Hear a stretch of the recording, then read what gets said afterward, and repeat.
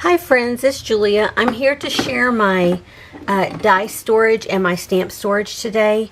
I have a multitude of dies for the Quick Cuts, or I'm sorry, for the Sizzix machine. Quick Cuts went out of business a long time ago. But I started off with Quick Cuts and I progressed from there. I don't have that many Sizzix dies, but I do have a lot of. And here is my die storage. This is my smaller dies. It includes Quick Cuts, it includes Lifestyle Crafts, it includes Spellbinders, and then I do have a couple of, like this one is the only big die that I have from Sizzix, but I have it in here. And I don't use the Avery L for my smaller ones. If I have an image, sometimes I will put it on the back side like that, and then on the front side, or vice versa. Front side I will put the image, and then the back side I will put the die. And for these, all of these, I just use the they're vent covers that you buy at Lowe's, and I cut down the magnets to go in here. Like those were scraps of magnets that I put in there, and so I wish I had gone through and cut all of them into this 4x4 shape or 4 1/4 by 4 1/4 shape to fit in there so that they would be alike, but it's done. Some of them I have labeled with my label maker, others I got a little bit lazier and didn't even put a label on there. Some of them I took a piece of tape and put the label on there like that. Anyway, I use these Memorex DVD keepers, CD and DVD keepers. They are a little bit thicker. They do have the Memorex branding on the front of the envelope, but I'm okay with that. I'm not doing my die storage for a fashion show or anything. But anyway, and then I have them in this fridge bins. And it's just, it doesn't have the lip on it, of course, and it does have a handle. I like to take my dies out and I like to flip through them. So I'm a flipper. When I go through dies, I will stand and or bend over my drawer and start flipping through my dies to find the one that I want, or the one that I'm looking for. So I like to do that. So I like to have lots of room in there. These are my smaller dies. These are my larger sets, and I have these in a basket. I was going to keep them in a basket like this one, but there's too many this way. I wanted to lay them on their side, and there's just too many. It was too tight. I couldn't flip. So I found this basket, and I put them in. Again, I did have these all stamped out and in a binder for a long time, but I never used the binder. I never looked at it, so I finally got rid of the binder. Put a lot of them into these Avery L pockets, and the magnets that I got, the vent cover magnets, here I just put on the back a cheap piece of pattern paper, or not pattern paper, cardstock paper, and it's the cheap stuff from Michael's brand. These are not firm at all, and they buckle and they come off. So what I did do is I ordered some chipboard pieces and magnets, 30 mil magnets from an online store, and this is how they come. These are the magnets. They are thick, very thick. They have an adhesive back. And then I got a little bit thicker chipboard. It's got a white back side. You can see it's flexible but not uber flexible, and it's pretty firm. So I took those. That's what I ordered. I think I ordered 50 of the magnets, 50 of the chipboards. That's what I have left when I reorganized a lot of my stamps, or a lot of my dies. These I had all in the bottom of this pouch, and I couldn't stand it. I could never find the die that I wanted. So I went through, and it took 3 sheets in order to get this one on. But I got all 3, or all of all 3 have all the die cuts from this collection in it. And you can see, well, where did my label go? It's on the back of one of these. There.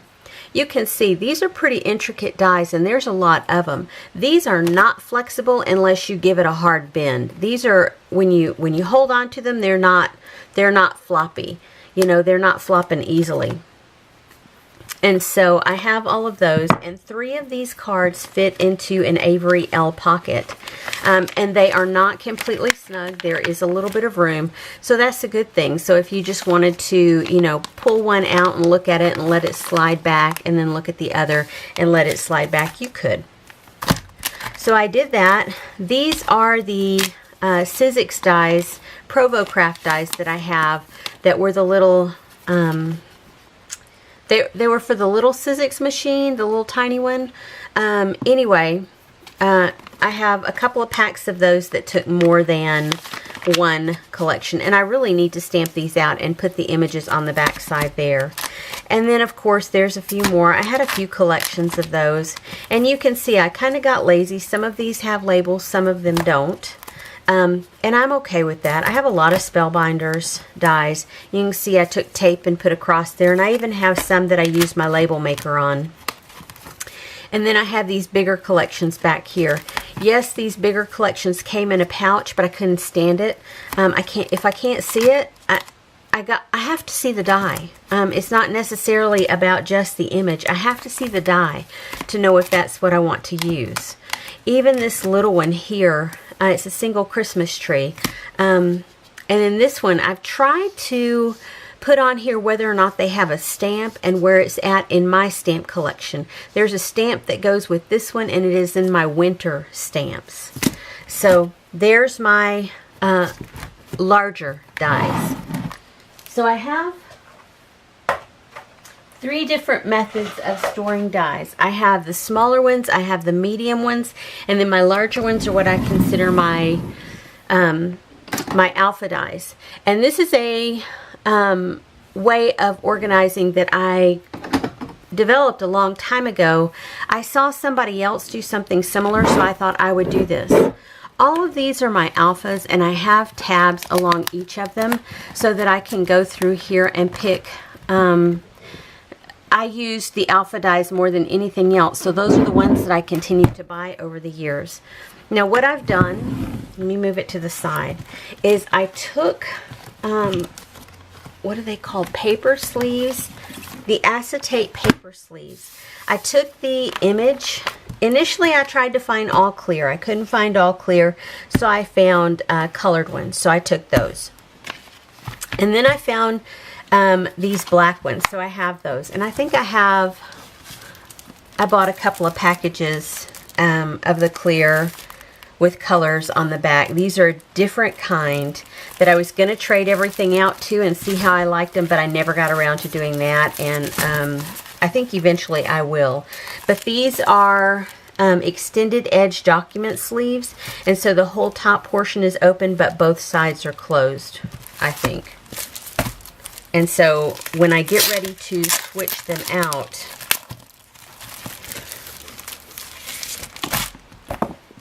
oh no, one side is going to be open after all. Well, I might not use these. I thought they were closed on both ends. I would love to find a collection like that where they have the sleeves that are closed on both ends, only because it makes it so much easier for me to keep the dies in it when I pull these out. Now for these, the larger die sets that came on the 4x4 squares, I took video sleeves, or CD sleeves. I bought a package of blank ones, just empty ones, and I went through and I cut off where they fit into the binder system, and I just put a piece of shipping tape on there, and I put all of these into a sleeve, just like that. So these kind, and a lot of these in my collection, I have just strips of magnet that hold these old metal 4x8 quick cuts dies, and these are, you can see, these are very flimsy dies, so they hold on to those very easily. I mean, there's not a lot of give for there. But if I had a bigger sheet of chipboard, I could probably hold 2 sheets of these in these binders, or in these sleeves that I have. And I have these sorted all the way through, and I've put tabs on everything, and I've tried to put the labels out front of everything. And you can see this is pretty tight. Let me take these out because I don't think I'm going to use those. And then I have a few extra pieces of chipboard back there.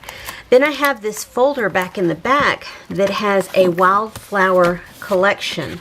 And I took an 8.5 by 11 sheet of chipboard, put this in there, and I only did it like this because I didn't have a sleeve. This came with all of the images as well as the alphabet, and everything is on there. So I left all of that together like that when I ran out of sleeves and slid it in there.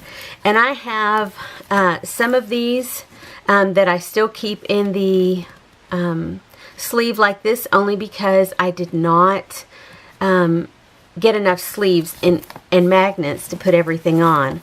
Some of them that don't have sleeves that I've actually pulled out for other purposes or had them stored differently initially. I did this. I had it cut down to a sleeve to fit in a CD holder initially, and so when I changed over, I put a piece of chipboard down, glued that on there, put a label on there, and then put a couple of magnetic strips, and it holds it. The original Quick Cuts dies are very sturdy. They're very firm. They're not real wobbly like the later ones were. And then the former storage system that I had was a coin sleeve, and so these were very flimsy. Great storage binder, and then this is how I had them stored in a smaller binder that I could see what the alphabet looked like. And so when I changed over, I just took those sheets and I cut them down, cut off the binder storage over here, where it fit into the rings, and just glued it down to here. And when they were in the book, this ledge stuck up so that I would know what alphabet it was. But when I stored it like this, I started smashing those down. And so you can see these are nice because they do have that flip edge on the end that can make it a little more sturdy to where they're not falling out. These dies will fall out only because they're still in the sleeves, and I don't have any magnet storage with these. Let's see. Then I have this one. Again, this is an 8.5 by 11 storage system. This is the alphabet here called Mademoiselle, and I just took the dryer sheets and I glued them together. There's no chipboard here, and these fall off like crazy. And so what I need to do is, when I redo these larger ones, go through and put the chipboard between them to keep them a little bit more secure. It's a live and learn process, and it's a flexible process, you know, when you're doing your storage in your craft room and you're creating new systems for yourself. But I think so far I like what I have, and even though I don't use my alpha dies as much anymore, I'm still using them on occasion. So I'm not ready to part with them.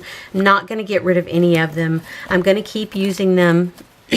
And I really need to force myself to use my dies more than stickers, alpha stickers, and I really need to quit buying alpha stickers because I have all these great fonts and they're easy. I also have my silhouette machine, but by the time you get it out, by the time you set up the software, by the time you get everything ready and you start cutting, I mean, I could have rolled out, you know, five or 10 letters already on my Sizzix machine. And then some of the accessories that I have, I keep my magnets there. And I keep, if I have Avery Ells, and I just took these couple out, if I have Avery Elle sleeves, then I put them in here, my extra ones. I keep my shims for my bigger dies, and then I have my smaller shims in another place. I have 2 sets of cutting plates in here. This is one that I use solely for embossing, and then these are just cutting plate backup. My cutting plates that I have right now, I try and only use one side as the cutting side. So you can see, even though they're kind of dusty, this one is the one that I use behind the dies always. My cutting surfaces always go down on this one. And so you can see this one gets worn out on both dies. When this one gets to the point where I'm no longer able to cut through some of my thicker cardstocks, then what I will typically do is this one will become my bottom plate. I'll take a new one of these out, put it on, it'll be my top plate until this one gets worn out, and then it will be a transfer process, and then I'll start and I'll come back here. So when I get to the point where I've pulled in my last clear plate from here, as this plate, and I'm pulling one from here, I buy another set so that I always have a backup set. With my embossing dies, or with my embossing plates, I've only ever used these two embossing plates. I've never used any others. I've never had to replace them. They are, this one is a little bit warped, you can see, but it's not, I mean, it still works fine. And so that's how I do my die storage.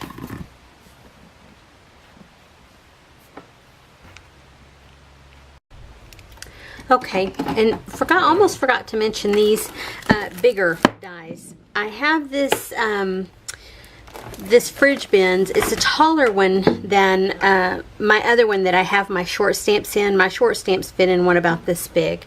But these are ones that I carried over from the original storage system that I had. I just had these long slotted sleeves. They fit into a ring binder system, and I took my long dies and I put them in. I put the photos on one side and then my long dies on the other side.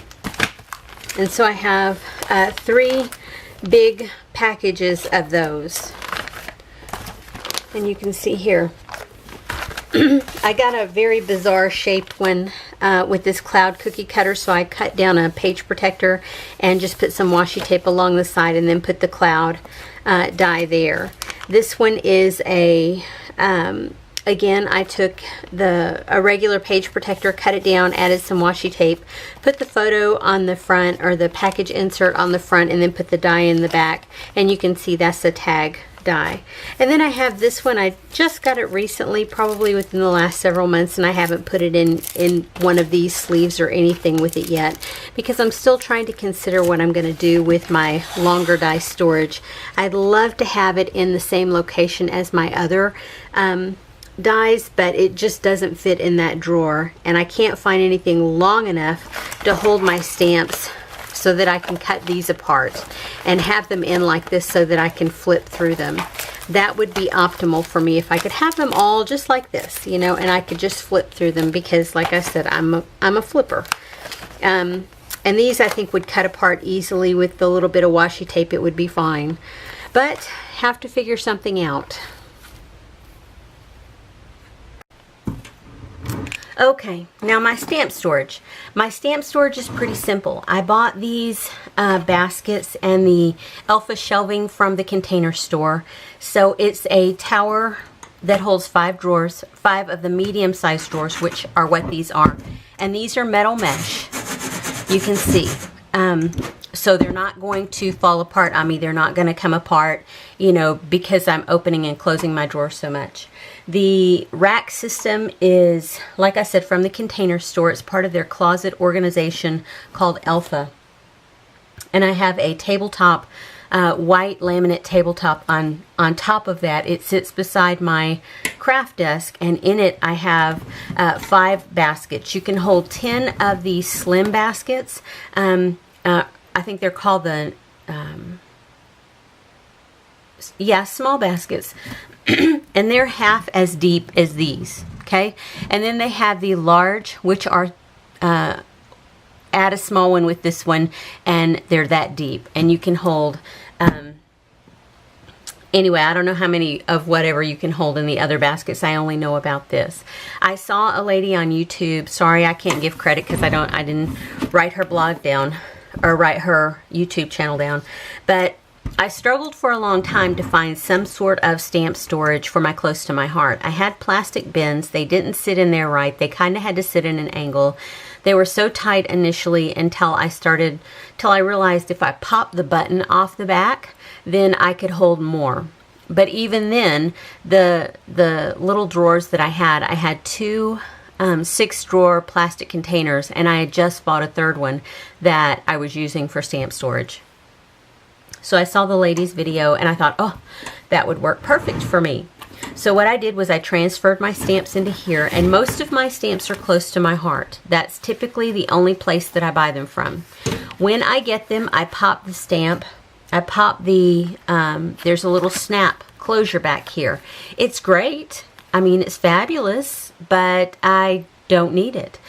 And it makes it thicker right here to where you can't put a lot of them back to back. By the time the buttons, what would normally fit here with the buttons is going to fit here. So I just pop all the buttons off and use my stamps like this. When I've used the stamp, I put the stamp to the front, and it makes it great for flipping through my stamps to know which ones I've used and which ones I haven't used, because there are some that I've bought over the years that I've put in here. That's not a good indicator. Let me look back up here. Like this one. I've never used this one, and I think there's a couple of these border backgrounds that I haven't used, like these two, and I think they're relatively newer purchases. This one is actually one that I got as a gift. I wanted as a door prize for a crop that I went to, and then this one is one that I ordered a while ago, and then I guess I've just forgot that I ordered it because here it is. Anyway, so I have these two in here, and I initially started going through with my, I printed off labels, and I put them on the inside of the package with just some double-sided tape. Those are pre-printed on the computer, printed out with the regular printer, and then I used the my tape runner to glue on there and then stick it on the inside. Well, I've come to the realization that yeah, that doesn't work so great because you knock those off all the time. So then I started grabbing whatever sticker I had available to put on the outside that represented whatever collection I was putting these stamps into.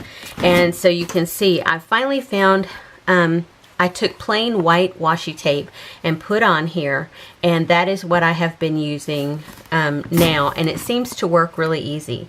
And so I kind of divide mine, and I just made these new dividers, and I'm kind of trying them out. So I took some chipboard, nothing fancy, made a little printed out labels on the computer, cut them out, and just put a little glue between them, but also stapled them on to make them a little sturdier. Not a lot different from what I had when I just used cardstock. So I left those in there with just because I needed something a little bit higher. The cardstock worked great when it was just the close to my heart stamps, but I've added in some Stampin' Up! And other stamps, and these are still not tall enough, but I don't want to make them any taller for fear that they'll catch the top of the drawer. So the Stampin' Up! Sets that I have, and I don't have many, they will actually fit down in like that, and I may start carrying them, keeping them in like that so that these tabs show. But I also don't want to forget that they're there, but I don't guess I will. So anywho, that's how I have that. When I initially loaded up these drawers, I started with 65 of the close to my heart stamp sets in each drawer. And so I have 3 drawers that are completely full. So that's 65, that's 180, 195 stamps in the 3 drawers, plus I have a 4th drawer that has just a little bit of stuff in it, as well as my embossing folder. I have since added stamps. I've added the Stampin' Up! Like this one only has 2 of the Stampin' Up! Dies. I have, my other drawers have a few more sets of Stampin' Up! Dies, but not that many. They're not my favorite. I like the close to my heart dies because they're clear, and if you need to re-stamp, you can. So this one is my bottom drawer, and you can see there's a few more close to my heart stamps right here. There's 3 in here, and then I have a Bow Bunny that I just bought the other day, and I need to get like an Avery L pocket like I have these in, but I'm out of them. And these are actually, these feel like they're fitting in a little bit more snugly here than they did in the top drawer. So I'll leave them standing upright for now. Anywho, these are my embossing folders. Again, I took cheap white from Michael's cardstock, and I embossed the image. I don't know if you can see that. It's a snowman. And then I put these smaller embossing folders in here. And I have that it's a Sizzix Snowman 3. That's the label. Some of these I went through and I labeled. Others, yeah, no, not so much. So I've not gone through and completely reorganized my embossing folders, but I'm getting there.